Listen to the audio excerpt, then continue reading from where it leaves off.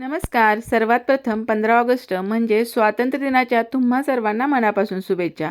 या खास दिवसासाठी आज आपण बनवणार आहोत अगदी छान कुरकुरीत, आतून अशी छान रसरशीत, अगदी हलवाई स्टाईल ओरिजिनल टेस्टची जिलेबी.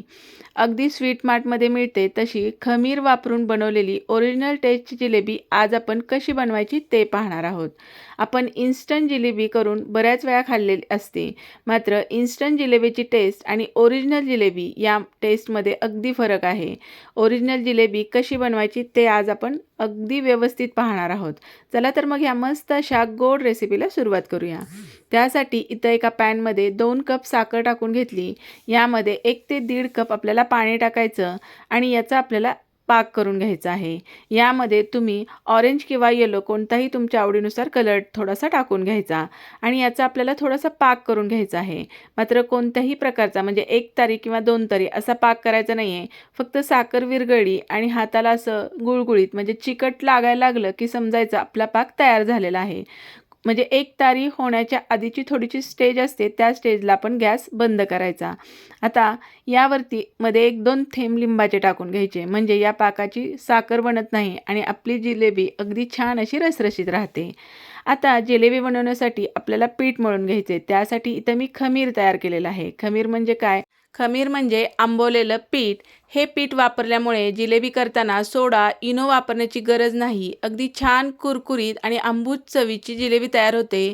हे खमीर बनवण्यासाठी कप मैदा, त्यामध्ये एक छोटा साईजचा म्हणजे असा मीडियम साईजचा चमचा, 2 चमचे बेसन पीठ आणि 1 चमचा दही असं टाकलं. थोडंसं पाणी टाकलं आणि हे मिश्रण मिक्स करून आदल्या रात्री मी असंच मिक्स करून झाकून ठेवलं होतं. त्यामुळे हे आत्ता दुपारचे 1:30 वाजलेले आहेत. हे दुसऱ्या दिवशी 1:30 वाजेपर्यंत छान हे पीठ आंबलं गेलेलं आहे. म्हणजे याला छान हे फर्मेंट झालेलं आहे.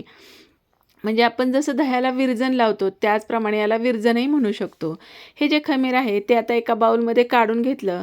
त्यामध्ये पुन्हा 1 कप फ्रेश असा मैदा टाकून घ्यायचा आणि थोडंसं पाणी टाकायचं आणि अगदी चिमूटभर यामध्ये मीठ टाकायचं. खमीर वापरल्यामुळं यामध्ये कोणत्याही प्रकारचा सोडा किंवा इनो वापरण्याची अजिबात गरज पडत नाही. अशी ओरिजिनल पद्धतीने बनवलेली ही रेसिपी आहे.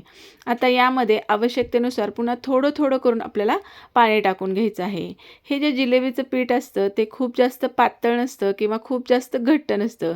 म्हणजे जिलेबी सोडता यावी इतपत हे बॅटर आपल्याला छान असं मिक्स करून घ्यायचं आहे आणि असं सैलसर मिश्रण झालं पाहिजे. त्यासाठी याला थोडंसं फेटावं लागतं.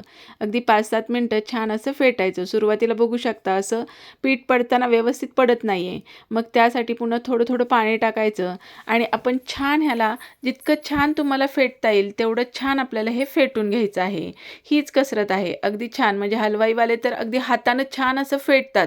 मऊसूद होईपर्यंत फेटलं जातं. अगदी असंच आपल्याला हे पीठ छान असं फेटून घ्यायचं आहे. आता कोणताही पदार्थ करायचा म्हटलं की थोडासा त्रास असतो. मात्र केल्यानंतरनं जो आनंद मिळतो तो त्यावेळेस त्रास सगळा आपण विसरून जातो.